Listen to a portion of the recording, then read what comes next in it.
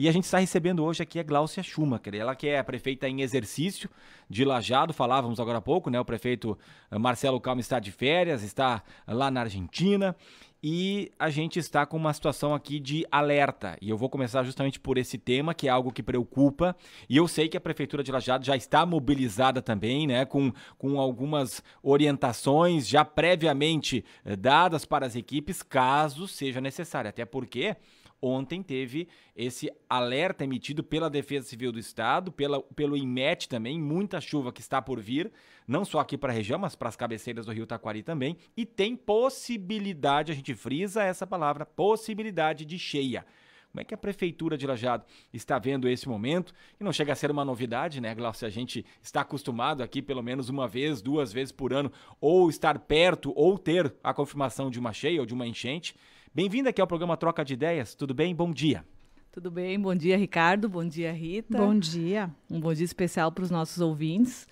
Sim, como é dinâmico a situação, acho que na reunião passada com os secretários, a gente mesmo estava comentando e falando desse plano de ação para caso ocorresse uma enchente, mas ainda...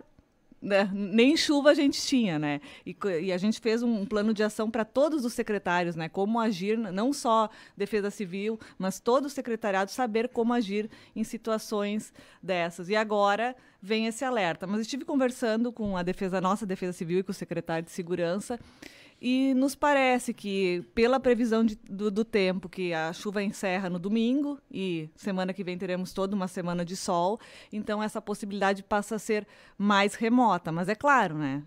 Tudo são previsões. Vai que ainda, né, nesse final de semana há uma chuva forte, né, fora da previsão, que ela seja realmente maior. Então estamos em alerta.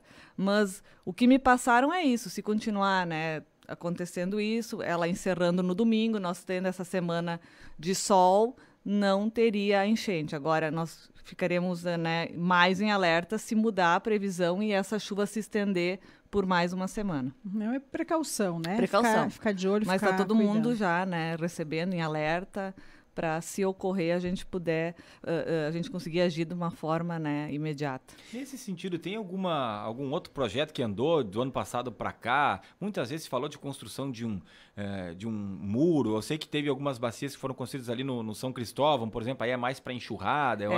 Eu não sei, porque volta e meia quando acontece, ou quando a gente está na iminência, né? Sim. Ou está em alerta, se fala, tá, mas e aí, Lajeado, Estrelas, outros municípios estão fazendo alguma coisa? Se tem algo novo nesse sentido, Glaucia? Efetivamente, de material mesmo, foi esses piscinões que a gente chama, até testamos o do São Cristóvão e foi efetivo, mas é na enxurrada, quando vem aquela chuva, né, em grande volume, num momento só. Para enchente, né, já se estudou várias soluções, mas a gente vê que elas não são eficazes. Não adianta tu fazer um piscinão num bairro, porque a gente sabe que a cidade inteira, o centro inteiro fica debaixo da água, né? Então, temos que saber... O que nos adianta aqui em Lajeado é saber com antecedência, ter uma informação precisa de como está andando as águas, porque são muitas variáveis. Se chove mais na bacia tal, se chove mais lá, como é que se já está dias chovendo. Então, são várias variáveis que têm que ser analisadas. A gente não consegue ter um dado exato, mas é importante que todos os dados cheguem, né, e a gente consiga fazer esse monitoramento.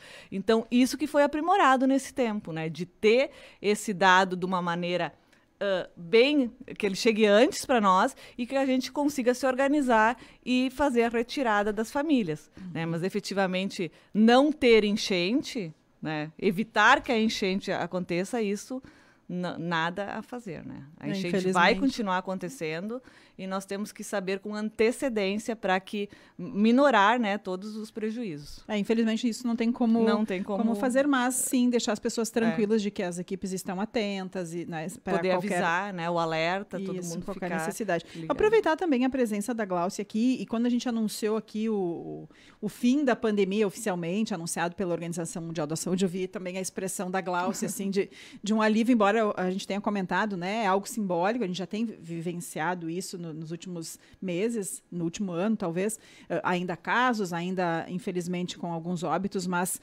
essa declaração, ela dá um alívio também, né, Glaucia? Com certeza, Rita. Tu falando e a gente até me emocionei, assim, porque tu lembra tudo que a gente passou, né?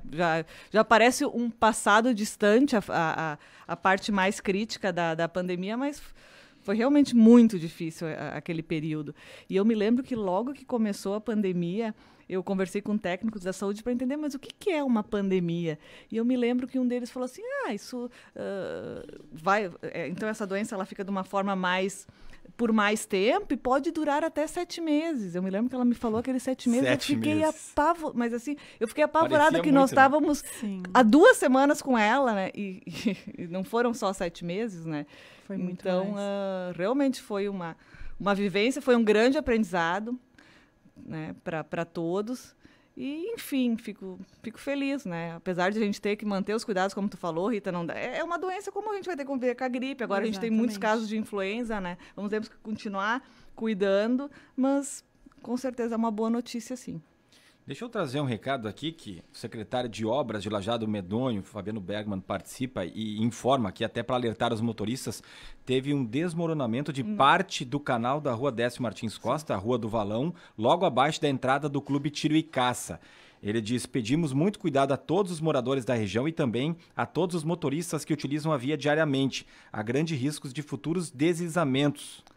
De outros deslizamentos, certamente está sendo identificado, se é que já não foi, né? Feita a sinalização, já tem a sinalização lá? Já tem a sinalização. Importante, né? Eu passei é um ponto que tem bastante trânsito. Ali a gente tem um problema crônico por causa do valão, né? Então tá bem no início, bem na entrada da rua, mas ter cuidado, né? Ao usar aquela via, apesar de estar sinalizada, e com cuidado e devagar. Bom, vamos trazer outras pautas aqui. Glaucia Schumacher também atendendo aqui a nossa audiência. Até eu não sei se era, mas eu vou aproveitar para colocar na pauta com a prefeita, porque o ex-secretário, ex-vereador aqui de Lajeado, Adi Ceruti, está conosco, e ele comentou no início do programa. Ricardo e Rita, situação da BR-386, principalmente no perímetro urbano de Lajeado. A gente não vê nenhuma autoridade se manifestar com relação à parada das obras. Não querendo ser pessimista, mas com o abandono destas obras, poderemos ter consequências bem graves, né? Eu vou usar nessa linha, tá, Adi? Porque o Adi até tá sendo um pouco mais pessimista aqui, mas o que a Prefeitura de Lajeado tem de novidades? Ontem a gente até falou com o prefeito de Marques de Souza. Também a gente sabe que ele teve uma reunião com a ANTT, porque daqui a pouco falta pouco para fechar um mês das obras paralisadas. Isso impacta no trânsito, impacta em tudo aqui, especialmente na segurança das pessoas que transitam pela 386. Sim, o Marcelo, o prefeito, então tinha se reunido com a chefia da CCR e o que eles colocaram? Que essa semana, né, agora nós já estamos quase no final da semana, eles teriam a decisão se eles iriam continuar com a equipe, com a empresa Eurovias, ou iriam fazer a contratação de outra empresa e daí a obra iria prosseguir. Eu não tive a informação oficial, mas pelo que a gente ficou sabendo, eles optaram, então, por contratar nova empresa e desligar a Eurovias dos serviços, né? Então, por óbvio que esse movimento vai ter uma demora até que ele faça a contratação de nova equipe, que essa nova equipe continue, mas pelo que nós entendemos, então a obra parou esse momento, mas agora ela vai ter prosseguimento com essa nova equipe. Só não sei te precisar, né, Ricardo, o tempo que isso vai demorar, mas a gente sabe, né, que para fazer toda essa troca, com certeza, ainda vai um tempo. Ainda vai se... né, prolongar essa situação, tem que aguardar, infelizmente. Então. Glaucia, uma outra situação que a gente precisa abordar também em relação à UTI pediátrica do Hospital Bruno Bor, né, uma preocupação aqui já manifestada também pelo prefeito Marcelo Calmo, e inclusive uma nota emitida pelo HBB também falando a respeito disso, são 230 milhões de prejuízo por mês para manter. Isso sem falar das outras especialidades que o HBB também, município, de certa forma, também acabam tendo que arcar, né, com esses valores, o que vai inviabilizando, né? Ainda não tem por exemplo, um prazo, uma data, a partir de tal data, se não houver uma mudança, vai ser fechada, mas há um risco. Só para fazer a correção, 230 mil por mês. 230 mil. Já é um bom valor, mas esse é o prejuízo que tem mensalmente o HBB. Eu falei milhões, né? É 230 mil por mês. Na verdade, o que aconteceu? Nós tínhamos a UTI neonatal, aí nós ampliamos, né, conseguimos essa verba do Estado, o hospital, e se fez, então, uma UTI neonatal e uma UTI pediátrica. o Estado aportou valores para construir ela, mas a gente precisa de valores para manter essa UTI. Claro, a gente tem que comemorar quando a gente consegue fazer a construção de algo, mas precisamos manter. E agora é esse impasse. Como é que nós vamos manter essa UTI? Esse dinheiro vem da União. Então, nós poderíamos dizer, isso não é problema nosso, é o hospital que tem que, né, se entender com a União, só que o município se colocou à disposição, então, para auxiliar, para buscar esse aumento. Na verdade, se eu não me engano, nós temos acho que são 3 leitos que estão... são 8 leitos estão habilitados, só que só 3 estão dentro do teto MAC. Isso é uma expressão mais técnica, mas o que é isso? Eu preciso habilitar todos esses outros 5 leitos para eles conseguir valores, porque, na verdade, a UTI não adianta tu só receber o valor da diária, tu precisa receber o valor para pagar um atomo, para pagar os outros procedimentos, e esses valores não estão chegando. Então, nós temos que aproximar o hospital da União para conseguir ingressar e poder receber esses valores. Então, além de ter que receber esses valores, há um déficit no próprio valor.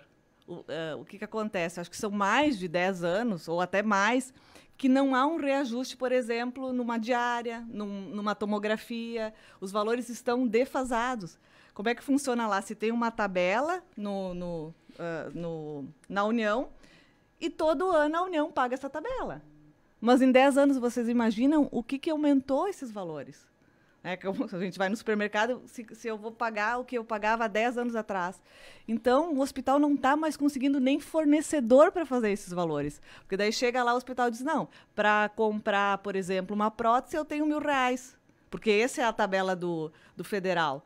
E daí o fornecedor vai dizer, não, mas hoje a prótese custa 3.000. E como é que eu resolvo esse impasse? Então, na verdade, nós vamos ter que fazer um grande mutirão, porque isso não é problema só do hospital, é de todos, né? E conseguir fazer com que esses recursos venham para Lajeado. Não sei se deu para entender, porque eu sei que é complexo essa situação, e o pessoal tem que entender. Uma coisa é tu construir a UTI, que foi construída, né? Veio verba do Estado do Rio Grande do Sul, mas agora nós temos que manter esses leitos. E isso custa muito caro, a manutenção de um leito de UTI. E é fundamental para o hospital. E para toda a sociedade, enfim. Deixa eu pegar carona aqui no que diz a Clair Alcará. Ela diz, vamos cuidar do mosquito da dengue, por favor, porque infelizmente ontem tivemos a notícia, né, de um menino, e quando a gente fala de uma criança, um menino de 4 anos, é ainda mais forte, né, de a gente falar de uma morte por dengue. É a primeira de Lajeado, mais um ano passado, Lajeado também já teve mortes por dengue. Agora um menino de 4 anos que faleceu no dia 15 de abril e agora veio a confirmação. E também tivemos a confirmação do primeiro caso autóctone, né, ou seja, contraído aqui dentro da cidade de Lajeado, de chikungunya. Primeiro caso autóctone da história. O primeiro caso importado foi lá em 2019, agora tem isso. A mulher já está de 47 anos, já está sem riscos, mas que preocupações que traz isso, tanto a dengue quanto a chikungunya. Tem Covid, ontem tivemos morte ainda por Covid aqui em Lajeado, enfim, a questão da saúde. E até tem ouvinte aqui falando sobre a UPA, né? Que volta e meia, quando o prefeito está aqui, também chegam, né? A ouvinte diz, pessoas tendo que esperar em torno de 5 horas, é desumano. Dizem para ir ao posto de saúde, só que lá leva sempre mais que 30 dias. Ninguém pode adivinhar quando vai ficar doente. A reclamação da Ana Cristina. Pautas aí em relação à saúde, Gláucia. Sim. Bom, em relação à dengue, infelizmente, uma notícia muito triste, né? A morte de uma criança. Foi a primeira morte esse ano pela dengue. No ano passado nós tivemos 5 mortes no município.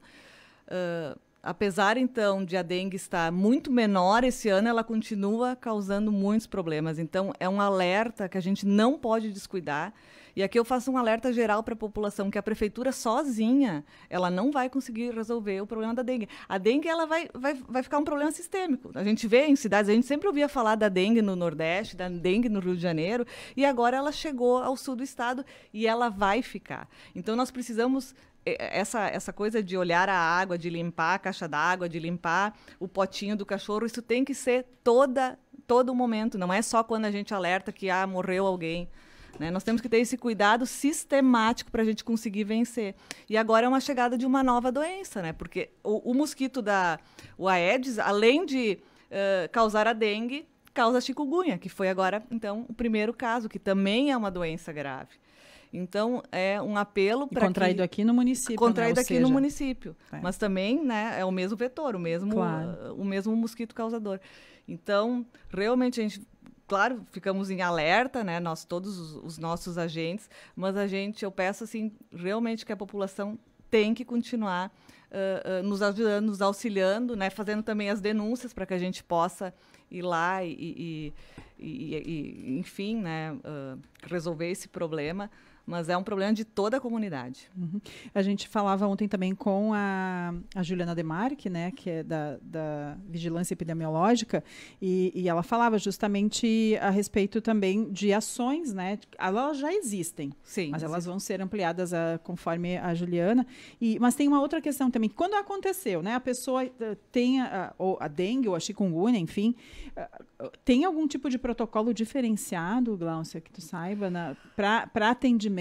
Porque algumas pessoas falam, às vezes, que tem o sintoma e não tem certeza se é dengue ou não é, ou chikungunya. O grande problema, Rita, é que os sintomas são muito semelhantes a sintomas de outras doenças, até de viroses.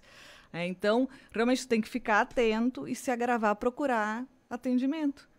Porque tu não consegue ter... Tu fica... Cada paciente reage de uma forma, mas, claro, febre alta, né, vômitos, enfim... Alerta máximo. Um alerta que tem que logo procurar atendimento. E daí já entro aqui na UPA, né, nossa... Que temos, sim, um olhar especial para a UPA, e a ideia agora é fazer essa reorganização. Acontece que a UPA lota porque a gente faz... A UPA seria os atendimentos de urgência e emergência, mas acaba que o pessoal vai lá para fazer uma consulta, né, que não tenha essa urgência e emergência. Então, nós queremos fazer esse deslocamento para o posto, mas daí eles indicam, mas daí no posto tem que esperar 30 dias. Então, nós estamos abrindo, a ideia agora é formatar que o posto consiga fazer esse atendimento de uma forma mais ágil, que tu não consiga fazer só com consultas pré-agendadas, mas que quando o paciente chega lá, ele será atendido. Eu não sei se o Dr. Cláudio já apresentou isso, mas possivelmente nos próximos dias vai estar apresentando essa reestruturação da saúde. Vamos falar hoje à tarde, inclusive, com o Dr. Cláudio Klein aqui para abordar todas essas situações envolvendo a saúde. Gláucia Schumacher, e o titular ou a titular para a Secretaria do Planejamento, quando será definido? A gente tem aí a confirmação de uma secretária interina, né, que é a Débora Boyren Delay, está desde o início da semana, depois aí no meio da semana, na verdade, depois do feriado ela foi confirmada como interina, já respondeu em outros momentos, quando o Giancarlo Bervian, que era o último secretário, e também quando o Rafael Zanatti esteve no cargo, mas não tem alguém definitivo ainda. Qual é a dificuldade? O que a gente pode falar? Se tem alguma previsão para ter algum titular? Porque até onde a gente sabe, ela será apenas interina, não tem a chance de ela se tornar efetiva, né? Ou tem? Não, a ideia ela é interina, né? Estamos fazendo os convites, então nós temos 2 nomes, né? Só que primeiro no nosso radar. E sobre a dificuldade, Ricardo, eu digo, na verdade, nós estamos já na metade para o final do governo, né? Então, tu vai convidar alguém para entrar na nossa equipe que ela vai ficar 1 ano e meio. Né? Então, isso é uma grande dificuldade, tu tirar alguém que talvez já está empregado e ele vai para o poder público e fica lá 1 ano e meio. Então, eu acho que isso é uma grande dificuldade para encontrar essa pessoa. Mas, enfim... Estamos esperando, então, esses dois retornos e, por enquanto, a Débora responde. Ela já está com nós desde do primeiro mandato, ela já substituiu também o antigo secretário, é uma profissional competente, e aguardar que possamos, então, mas a ideia é que até o final deste mês a gente possa anunciar um novo secretário, porque é uma secretaria muito importante. Claro, todas são, mas... É uma secretaria grande, com muito movimento, muita da própria sociedade interagindo, e a gente precisa ter alguém lá para agilizar o processo. Estão esperando o retorno desses 2 nomes. Isso. Foi feito convite para os 2? Não. Nós precisamos primeiro receber o retorno do primeiro. Já foi feito. Já foi feito. São pessoas aqui de Lajeado. São pessoas de Lajeado. Arquitetos também, engenheiros, são técnico? Da área, são técnicos. Os 2 são técnicos. E o nome não quer dizer? Não queria... Nesse momento, vamos aguardar, né? Até porque vai ser convidado um ou outro, acho que é melhor aguardar e depois a gente anuncia. Tá bem, a gente já está passando, né, do horário aqui da entrevista, de encerramento da entrevista, mas em relação à creche do bairro Bom Pastor, tem uma data já prevista de inauguração? Sim, a creche Bom Pastor vai ser inaugurada dia 14 de maio. 14 de maio. 14 Tinha ficado de maio. Entre maio e junho, desculpe, né? 14 de junho. De junho. Desculpe, Ah, 14 entre de maio e junho. 200 novas vagas. Eu trouxe até uma colinha, porque dia 17 de maio vai ser inaugurado o prédio da EMEI Pequeno Lar. A gente fez uma ampliação no bairro Olarias e lá são 60 novas vagas. E dia 14, então, de junho, é inaugurado a EMEI Bom Pastor com mais 200 vagas. Né? As duas são de escolas ensino infantil. E aí a lista de espera ainda vai ficar em quantos?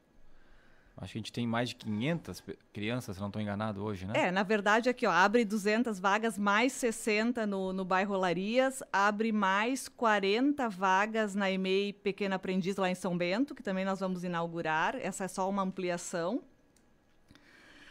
O problema é o seguinte, eu não consigo precisar isso, Ricardo, porque apesar de, então, a gente estar abrindo aqui 300 novas vagas, às vezes a lista de espera maior é só para crianças de 4 meses a 1 ano. E, né, quando tu constrói uma creche, tu vai ter uma sala para bebês. Então, tu vai ter 16 vagas para bebês. Mas a lista maior está nessa faixa etária. Então, eu não consigo dizer, ó, nós temos 500 na lista, os 500 vão entrar nessas vagas. Vai depender da idade da lista. E sempre o maior gargalo são as crianças com menos de 1 ano. Dias atrás, entrevistando o vereador Hanzi, eu perguntei para ele no final da entrevista e a resposta foi mais direta do que eu imaginava. Eu vou fazer a mesma pergunta. Glaucia Schumacher já é pré-candidata à Prefeitura de Lajeado, porque o MDB já confirmou o nome de Carlos Hanzi. Não, Glaucia Schumacher ainda não é pré-candidata à Prefeitura de Lajeado. Isso fica mais para frente. Claro, temos que trabalhar, nós temos ainda, eu falei, 1 ano e meio ainda de governo. Primeiro vamos, né, encerrar essa etapa. Essa é a preocupação principal. E olha aqui, ó, trazer o retorno positivo. Tem gente que reclama, mas tem gente que elogia. Fui no posto de saúde ontem de manhã, fui muito bem atendido, não tinha consulta agendada. Fiz o teste de Covid e a doutora Fernanda, muito querida, parabéns pelo atendimento do posto do Olarias. E aí o ouvinte até disse que a Eveline, a ouvinte, disse que o teste dela deu negativo. Que bom, né, Eveline? E legal também esse feedback aí que tem, com certeza, muita gente que gosta do atendimento também na área da saúde em Lajeado. Tá certo, muito obrigada, Glaucia. A gente tem mais algumas perguntas, tem colocações aqui também na nossa live, mas em função do tempo a gente encerra a entrevista. Glaucia, muito obrigada por vir até o estúdio da Rádio Independente. Não, ótimo. Fica até quando como Até domingo. Prefeita? Até domingo. Até domingo, mas tudo certo, sempre bom vir, depois tu me passa os questionamentos. A gente gosta de receber, a gente entende que tem muita coisa que tem que melhorar e é proveitoso sempre. E também os elogios são sempre bem-vindos. É isso aí, faz parte, né? A crítica, mas também o elogio, o reconhecimento.